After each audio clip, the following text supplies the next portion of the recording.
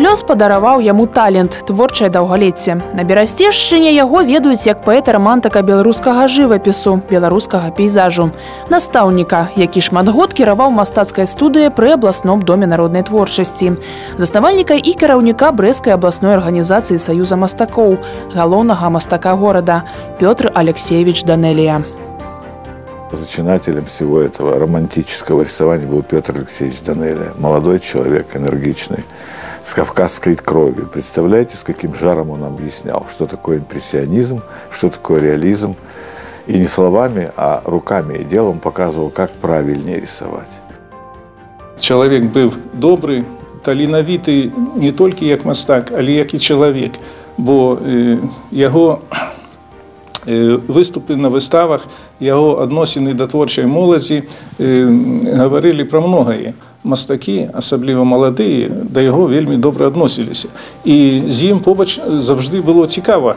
І ён добра ведаў і гісторыю мастацтва, пагаварыць на розныя тэмы было цікава. І я лічу, ён як мастак, педагог, ён адбыўся на высокім узроўні. Яго палотна з романтычна ўзнёслым настроем і глыбокім філасофскім роздумам несумненная гордасць брастаўчан, да і ўвогуле беларусаў. Невозможно предвидеть, какими путями дорогами пройдешь по жизни, что станет твоей главной мечтой. Я испытал разные мальчишеские увлечения, но на всю жизнь со мной остались любовь к изобразительному искусству, к музыке и литературе. Я еще не умел ни читать, ни писать, но увлеченно рисовал.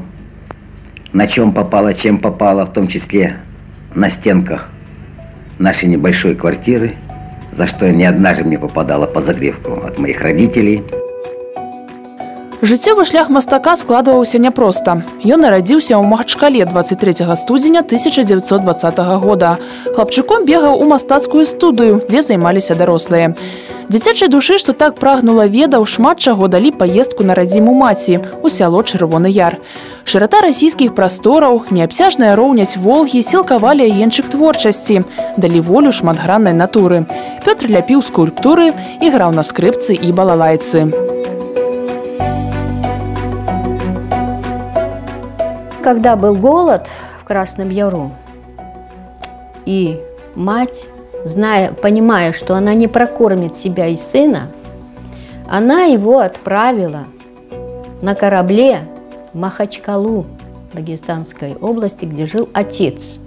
Когда он приплыл на этом корабле, он настолько изголодался, что когда пришел к отцу, а запомнил, где отец жил, отец его не узнал и сказал: «Мальчик, что ты хочешь?»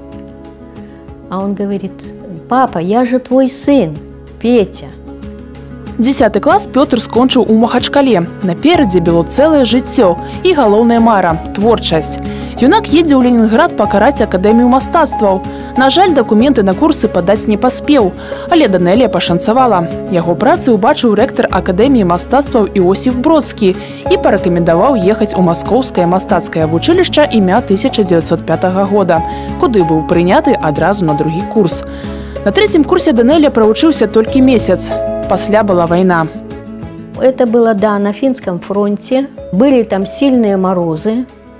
И, в общем, солдаты плохо одеты были. И в ушанках, но эти ушки были подняты. Ну, по уставу так было положено, чтобы эти ушки были подняты. Они стояли, замерзали в этих окопах. И, короче говоря, он взял и опустил ушки. И его за это отправили в штрафной батальон. Стралком-аўтаматчыкам Пётр Данелия воевал усяго месяц. Советский Союз заключил с Финляндией мирный договор. Але военная навука, атрыманая на фронте, яшчэ не раз дапаможа будучаму солдату Великой Отчинной. Пасля финской войны 212-й полк, где служил Данелия, отправили на заходнюю мяжу, станцию Нурез Брестской области. Петра Алексеевича назначили мастаком клуба. Тут и сустрэў ён Великую Отчинную войну. С 22 чэрвеня до конца жніўня 1941 ён удзельнічаў у баях на тэрыторыі Беларусі, атрымаў цяжкую кантузію. когда был бой, это уже в Отечественную, и он лежал на поле боя, как все, и много было раненых. Фашисты для того, чтобы узнать, живой или не живой, ходили по этому месту, там, где бой был, и добивали этих солдат. И надо было как-то так залечь и не подать признаков жизни. И Петр Алексеевич это сделал. Но этот фашист, для того, чтобы убедиться, что он действительно мертв, у него был огнемет, и он пропалил ему ногу. Пасля бою Пятра разам з некаторымі яго аднапалчанамі на машыне адправілі шукаць сваіх. Грузавік згарэў, і яны прадоўжылі шлях пешу. Голад прывёў у невялікую вёсачку. Раптам у двор уехалі нямецкія мотоциклисты, а далей лагерь военнопалонных. Спасла его находчивость. Когда его немцы допрашивали, он придумал себе биографию. Взял фамилию матери Битюцкий. Вот. И сказал, что учился в художественном училище. Ну и они вроде как поверили и отпустили его. И отправили его уже в гражданский лагерь. У перыяд эвакуацыі немцамі мірнага насельніцтва на германскія тэрыторыі у адзін з эшалонаў трапіў і Пётр Данэлія. На польскай тэрыторыі з эшалона збег. У вёсцы Долгаволя яго прытуліла польская сям'я. З ёй і дачакаўся прыгоду савецкай арміі. Па накіраванню савецкага каменданта адправіўся на праверку ў брэсцкі фільтрацыйны лагер. Аднойчы начальнік лагера даў Данэлія заданне аформіць чырвоны куток. Сталі паступаць заказы на партрэты правадыроў. Неўзабаве яго выклікалі. Далі кватэру, жыццё наладжвалася. Была праца, дом, каханне. Собственно, познакомились мы с ним случайно. Просто он меня увидел, я ему понравилась. Я была среди таких же сверстников, как сама, мне было 20 лет. Началось с позирования. Я впервые позировала. Для меня, конечно, это было очень тяжело сидеть. Я, конечно, не думала, что мы будем вместе. Я понимала, что этот человек уже зрелый. Ему было 47 лет. Он уже прошел, как говорится, все в своей жизни. Успамінаць пра вайну не любіў. Яна паламала жыццё, адабрала шмат дарагога і каштоўнага, пазбавіла магчымасці марыць і вучыцца. Ён яшчэ не ведаў, які нясцерпны боль жыў у сэрцы маці. Яна доўгі час лічыла сына зніклым без вестак.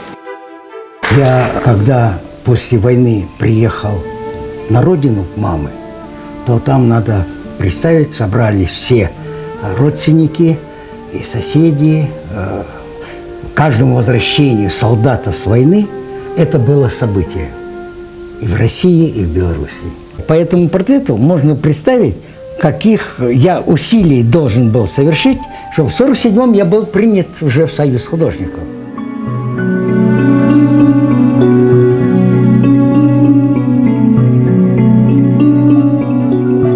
Краіна, а разам з ёй і маладыя мастакі-франтавікі перакладалі жыццё ў мірнае рэчышча. Чураба, Аўчыннікаў, Шыкаў, Фецісаў былі аднымі з першых, хто атрымаў дазвол працаваць на тэрыторыі рэжымнага аб'екта, якім тады была Брэсцкая крэпасць. Невыпадкова да тэмы яе абароны звярнуўся і Данэлія. Ён хацеў стварыць яркую кампазіцыйную карціну ваеннага ліхалецця. Для ажыццяўлення задуманага на высокім мастацкім узроўні быў патрэбны немалы прафесійны вопыт, які напрацоўваўся у десятках этюдаў.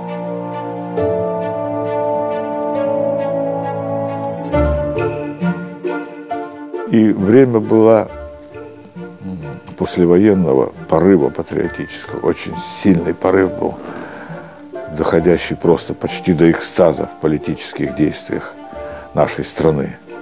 И главной темой, тема номер один в Бресте и в Белоруссии, конечно, была Брестская крепость. Вот туда-то мы и ходили на этюды. Мы писали развалины казарм. Петр Алексеевич создавал картины тематические. Это называлось «Социальный заказ».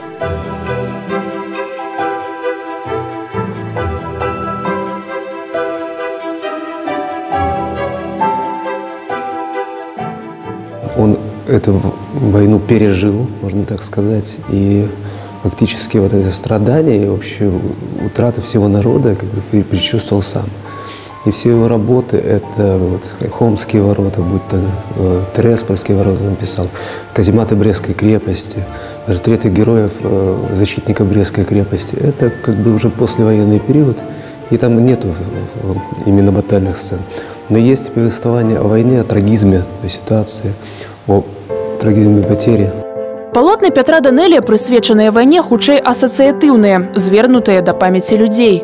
Апаленая вайной Беларусь, апаленая вайной паўднёвая казарма, апаленая вайной людскія лёсы.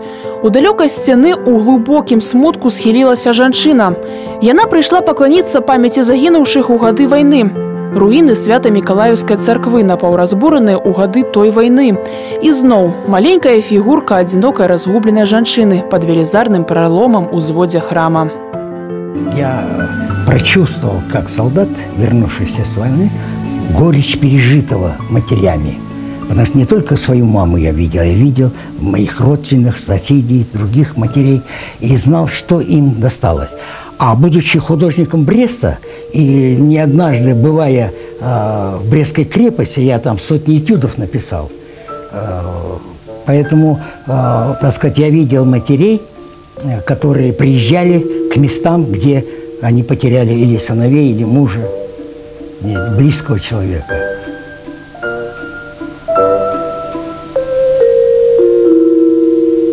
Мне хотелось уже сделать обобщенный образ матерей. Не случайно в этой трактовке этого портрета такое значение я придал лицу и рукам. Вот. Им, ихним усилиям много обязаны солдаты, победившие в этой войне. Поэтому я и назвал «Встреча с памятью». Не раз звяртаўся Данэлія да тэму палону. На палотнах пад назвай «Подзвіг Шаблоўскага» знайшлі адлюстраванне рэальнай падзеі. Немцы выстраілі палонных абаронцаў крэпасці ў калону і пад канвоем аўтаматчыкам пагналі іх у тыл, за Бог. На берадзе шоў бледны і змрочны Шаблоўскі. Для камуніста, чалавека з абвостраным пачуццём воінскага гонару, варожы палон значыў нязмыўную ганьбу. Параненыя, знясіленыя байцы цягнуліся за сваім камандзірам. Калона ўваходзіць на мост. Шаблоўскі пацалаваў сваю дачку, якую нёс на руках, перадаў жонцы, павярнуўся да сваіх сяброў і гучна крыкнуў: «Хто не хоча заставацца ў палоне, за мной!» і скокнуў у ваду. Услед за ім кінуліся іншыя яго байцы. Усё было скончана ў некалькі хвілін, уцекачоў перастралялі ў вадзе. Зрэшты, смерці, невыратавання і шукалі яны. Параненыя і змучаныя людзі ўсё роўна не маглі б і далёка ісці. Для Данэлія партрэтнае падабенства ніколі не было самамэтай. Ён дасягаў большага, раскрываў характар, імкненні, унутранае жыццё чалавека, часам складанае і няпростае.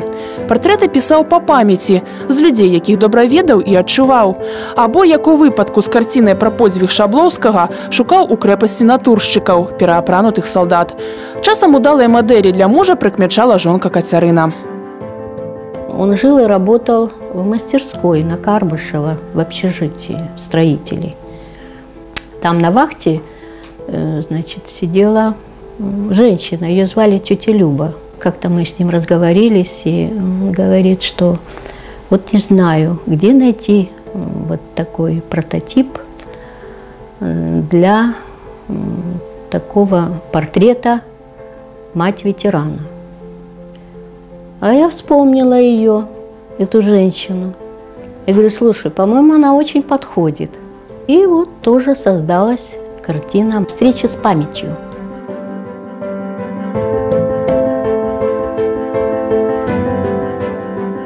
Прататыпам карціны «Ветэран Вялікай Айчыны» стаў сябар па лагеру ваеннапалонных, з якім разам уцякалі. Мастак задумаў напісаць партрэт і звярнуўся да паснова з прапановай папазіраваць. Але часцей за ўсё Пётр Данэлія сустракаўся з абаронцамі крэпасці. Партрэты Чанышева, Гаўрылава, Карбышева – тварэнне ягоных рук. Дарэчы, партрэт Дмітрыя Карбышева беражліва захоўваецца ў музеі 20-й школы, як і карціна «Брэская крэпасць», прэзентаваная Кацярынай Францаўнай. Палатно быццам дыхае аптымізмам, пазітывам, а радасна-хмарнае неба сведчыць аб прыходзе вясны. Ён славіў беларускае неба, аблокі, але акрамя гэтага, ён, канешне, чалавек, які прайшоў 2 вайны, і ён дакранаўся і да гэтай такой мужнай, далікатнай, з іншага боку, тэмы. Таму ў яго творчасці часцяком можна было пабачыць творы, якія паказвалі жахі вайны, паказвалі крэпасць нашу брэсцкую. І гэтая тэма, канешне, праходзіла праз яго творчасць скразной лініяй.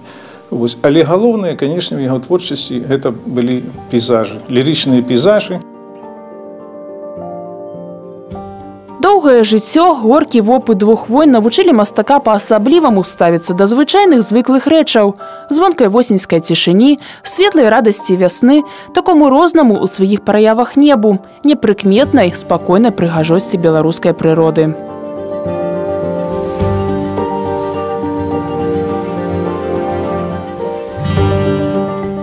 Война для всех людей была страшна. Потери, разрухи. Петр Алексеевич, он, несмотря на то, что он всю эту страду, как говорится, пережил, но душа у него была чистая. Настолько чистая, что он говорит, ну мне 90, а я еще совсем чувствую себя молодым.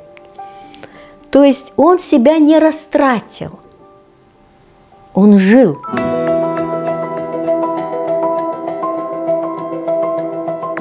Дыяпазон творчых зацікаўленняў мастака надзвычай шырокі. Вопыт мастака-дэкаратара і партрэтыста вельмі дапамог Данэлі, калі ён працаваў над эскізамі медалёў, прысвечаных гераічнай берасцейскай зямлі, абароне Брестской крепости.